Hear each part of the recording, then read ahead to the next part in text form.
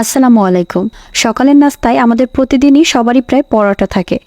এই পরোটা যদি একটু ঘুরিয়ে বানানো হয় তাহলে কেমন হয়? আমি আজকে বানাবো মিল্ক পরোটা। তো পরোটা বানানোর জন্য প্রথমে আমি এখানে 1 প্যাকেট আটা নিয়ে নিলাম। আপনারা এখানে ময়দাটা নিতে পারেন, কিন্তু ময়দার চেয়ে আটাটা বেশি হেলদি, তাই আমি এখানে আটাটা নিয়েছি। আর আমি এখানে 1 প্যাকেট আটা নিয়েছি কারণ আমি কিছু পরোটা ফ্রোজেন করে রেখে দেব। এবার এর মধ্যে দিয়ে দিলাম স্বাদ মতো লবণ আর দিয়ে দিলাম 2 টেবিল চামচ চিনি।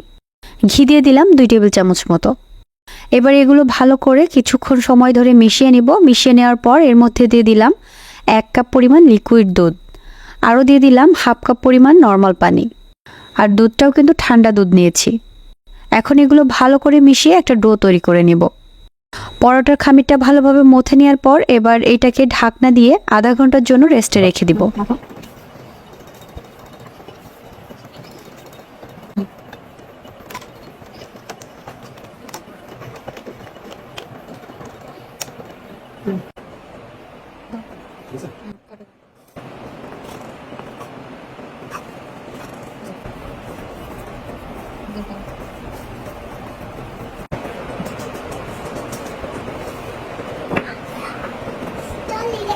আধা ঘন্টা পর এগুলোকে আমি সমান করে কেটে নিলাম।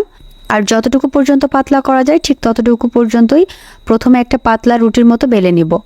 এরপর এর উপরে 1 টেবিল চামচ ঘি এভাবে ছড়িয়ে দিব। এখানে দেখতেই পাচ্ছেন আমি কিভাবে রোল করে এটাকে ভাঁজ করে নিচ্ছি। এভাবে ভাঁজ করে নেওয়ার পর হাত দিয়ে একটু টান দিতে হবে। তারপর এবার ঘুরিয়ে 2-3 প্যাচ এভাবে দিয়ে রাখতে হবে। এই পর্যায়ে এসেও কিন্তু এটাকে 5 মিনিট রেস্টে রেখে দিব। এরপর রুটির মতো আবার এটাকে গোল শেপে ভালো করে বেলে নিতে হবে। এখন আমার পরোটা বানানো শেষ। এটাকে এবার একটা তাওয়াতে দিয়ে ছেঁকে নেব।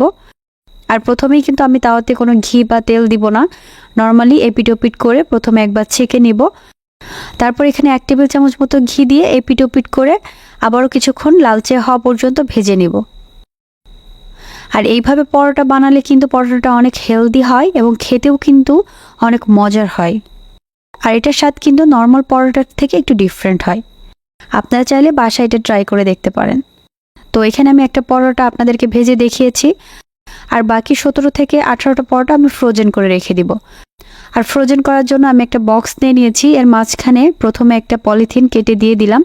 এরপর একটা পরোটা দিব, তারপর আর একটা পলিথিন দিয়ে দিব। এইভাবে করে আমি প্রায় 17 থেকে 18টা পরোটাই রেখে দিব। একটার সাথে আরেকটা পরোটা কিন্তু লাগানো যাবে না। একটা পরোটা দেওয়ার পর একটা পলিথিন দিবেন, তারপর আরেকটা দিবেন। এইভাবে করে কিন্তু ডিপে অনেকদিন পর্যন্ত রেখে দেওয়া যাবে। তো আমার এই ভিডিওটি যদি আপনাদের ভালো লেগে থাকে তাহলে লাইক, কমেন্টস এবং শেয়ার করে দিবেন। আপনারা সবাই সুস্থ থাকবেন। আল্লাহ হাফেজ।